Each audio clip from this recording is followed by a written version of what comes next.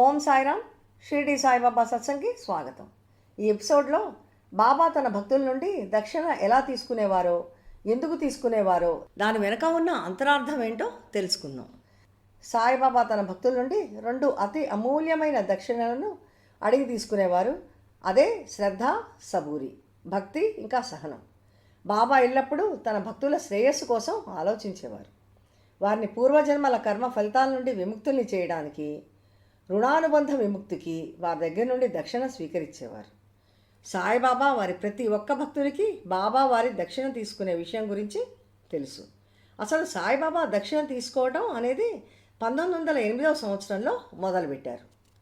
బాబా తను ధనం కూడబెట్టుకోవడానికి ఎప్పుడూ తన భక్తుల దగ్గర దక్షిణ తీసుకోలేదు.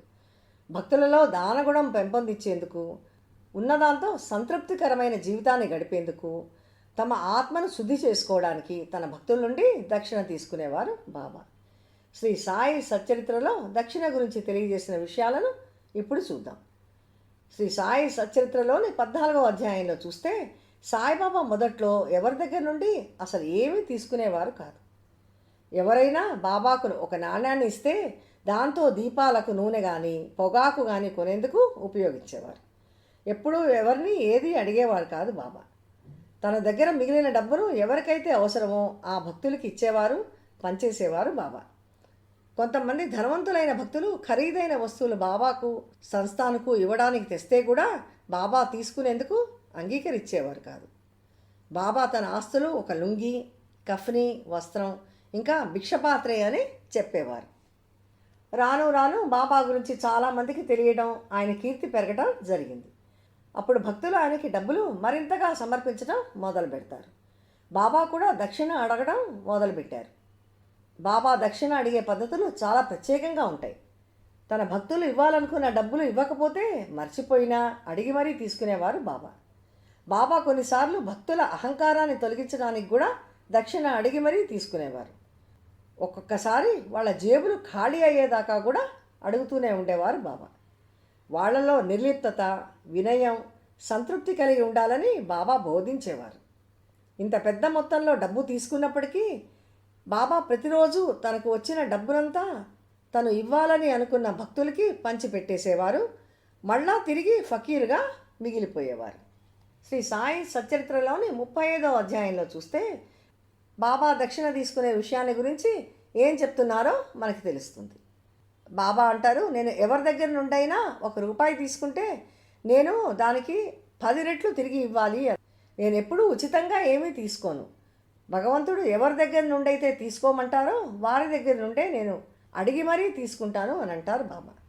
ఎవరైతే భగవంతునికి గత జన్మలో బాకీ ఉంటారో వారి దగ్గర నుండే తను దక్షిణ తీసుకుంటాను అని అంటారు బాబా. ఎవరైతే ఇప్పుడు దానం ఇస్తున్నారో వాళ్ళు ఇప్పుడు ప్రస్తుతం విత్తనం నాటుతున్నట్టు ముందు ముందు గొప్ప పంటని అనుభవిస్తారని, ధనం ఎప్పుడూ దానం చెయ్యాలి, అది మన సొంతానికి వాడుకుంటే వ్యర్థమే అని అంటారు బాబా. గత జన్మలో ఇచ్చి ఉంటే కానీ నీవు ఇప్పుడు అనుభవించలేవు అని అంటారు బాబా. కాబట్టి ధనాన్ని పొందాలన్నా దానిని ప్రస్తుతం ఇతరులకు ఇవ్వటమే సరైన మార్గం అని బాబా చెప్తున్నారు. దక్షిణ ఇస్తే వైరాగ్యం పెరుగుతుంది, దానివల్ల భక్తి, జ్ఞానం కలుగుతుందని అంటారు బాబా. ఇంకొక మాట బాబా విశదంగా తెలియజేసేది ఏంటంటే, ₹1 ఇచ్చి ₹10 పొందొచ్చు అని అంటారు. బాబా మనకు దక్షిణ గురించి తెలియజేసినటువంటి జ్ఞానాన్ని తగ్గట్టుగా మనం శ్రీ సాయి సచ్చరిత్రలో 14వ అధ్యాయంలో చెప్పబడినటువంటి ఒక సంఘటనని ఇప్పుడు చూద్దాం. బాబా ఒకసారి గణపతిరావు బోడాస్ అనేటువంటి ఒక భక్తుడి దగ్గర నుండి దక్షిణ అడిగి అతని దగ్గర ఉన్న డబ్బు మొత్తం తీసేసుకుంటారు. చివరికి అతని దగ్గర ఏమీ మిగలదు. అతని పర్సు ఖాళీ అయిపోతుంది. బాబా తన వచనాల్లో, మాటల్లో చెప్పినట్టుగా అతనికి అంతకి అంత డబ్బు ఇచ్చి అతనికి శేష జీవితంలో బోలెడంత డబ్బు ఇస్తారు. డబ్బుకు అసలు లోటు లేకుండా చేస్తారు బాబా. బాబా దక్షిణ తీసుకునే విషయాన్ని ఇంత విశదంగా, వివరంగా శ్రీ సాయి సచ్చరిత్ర ద్వారా తెలియజేసినటువంటి శ్రీ హేమంత్ పంత్ గారికి నా శతకోటి వందనాలు. బాబా మార్గదర్శకత్వంలో ఆయన ఇచ్చినటువంటి బోధనలను పాటించి బాబా ఆశీర్వాదాన్ని పొందుదాం. వచ్చే ఎపిసోడ్లో బాబా వారి మరొక అద్భుత ఆశీర్వాదంతో కలుద్దాం. ఓం సాయిరామ్.